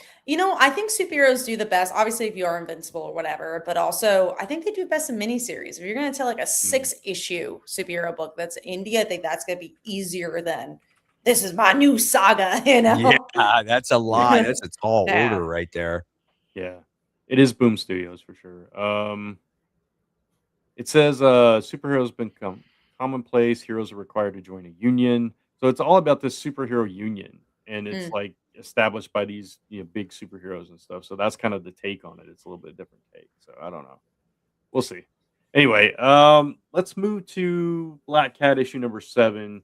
This is the Mary Jane issue, right? So that's why I'm getting it, man. Absolutely. And I'm excited. Like, I'm so stoked to see how Black Cat's gonna react. And also because there hasn't been a lot of core Spider-Man characters that have been able to react to it. Not a lot of people know that she's Venom right now. So I'm stoked for it. I'm so excited. And I mean, Alan Wing's been killing it on that series too. So I can only imagine how funny it's gonna be. Like, I'm so excited. Yeah, I hope it's great. Yeah, me too. Looking forward to it. And we'll skip the next one for Mike. We'll go straight to Transformers, which is your number 1. This is issue 29, and this is the big battle, right? Yeah, this is supposedly Autobots, Decepticons. Something's going to happen though. There, in the description, there's a they didn't obviously spoil it, So I'm like curious what's going to happen in this issue. But the last issue was just so brutal. Remember what Megatron did to the Autobot, and he just seems so much meaner since Robert Kirkman took this book over, and I'm just so curious to see what's going to happen here, man. But Transformers, remains like number 1 on my list almost every time it comes out. Oh yeah, it's a fantastic book, and I can't wait for it either. So I'm really curious what that spoiler text is that they blacked out. I know. Yeah. All right. So that leaves one book that's on all of our lists, which is DCKO issue number 4. Obviously, this is the big book right now, and probably Batman comes into it at this point, right? So. And Absolute, So Absolute. Oh, and all the Absolute from last issue, like. I'm so excited for it. I mean, we keep saying it, but it's like really reminds me of Blackest Night, of like how many cool different things they're doing with it. Right. So I mean, if you have DCKO, I'm more excited about that than Black Cat. Something's right. It's happening to an event book. Right. At the end of the day, right, it's one of those things where we kind of predicted who the people were going to be at the end. Sure. And probably who's going to win too. Like, I think Lex Luthor is pretty eminent to win. But it is a journey to the point of what's made this event an enjoyable event. All the things, the wild ride along the way, um, and I think that's what makes a good event. Even though, again, we wanted a more unpredictable bracket, it is what it is. But I think it's been overall, it's been fun. Yeah. I think it's the twists and turns what I really like. And I'm really curious how it's going to end, because from the solicits, it looks like it's also really impacting DC, which I really like. And the art's good.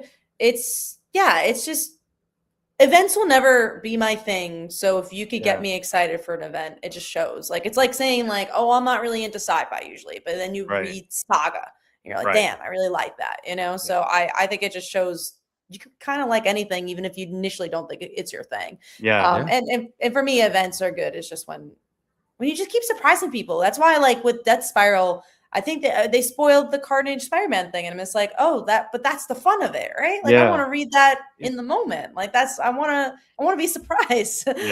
Perfect example of what you're talking about, Kat, because you're not big into fantasy or events, and you liked War of the Realms. So sure, I loved War of the Realms. Like that was one of Marvel's last great events, and same thing for I wasn't reading Donny Cates' Venom. And then I read King in Black, and I was like, that was amazing. That was great. So, I mean, got to give things a chance, because you might be surprised. But and it's also going to, everything that happened in boss battles, building up to the absolute battle too. So it's what I find curious also is what the effect for the absolute universe is going to be, because obviously they're not going to end it, right? Mm-hmm. So how does that affect it overall too? So I'm curious. And maybe I'm misremembering, but I remember the issue 1 or something. They also said whoever's going to win gets a big opportunity to kind of change the universe. And I remember describing it as like a big, I remember I was describing it to a friend, like, they get a wish. And it's like, what? They get a wish? I'm like, kind of. And I'm like, that's kind of interesting. It's weird, but it's like, that's a very powerful moment that you can have. And again, it most likely will be Lex Luthor, because of everything that's happening with Superman. And if Lex Luthor has a big wish, like, what the hell is that going to bring? That's going to be crazy. Can change the whole DC universe again.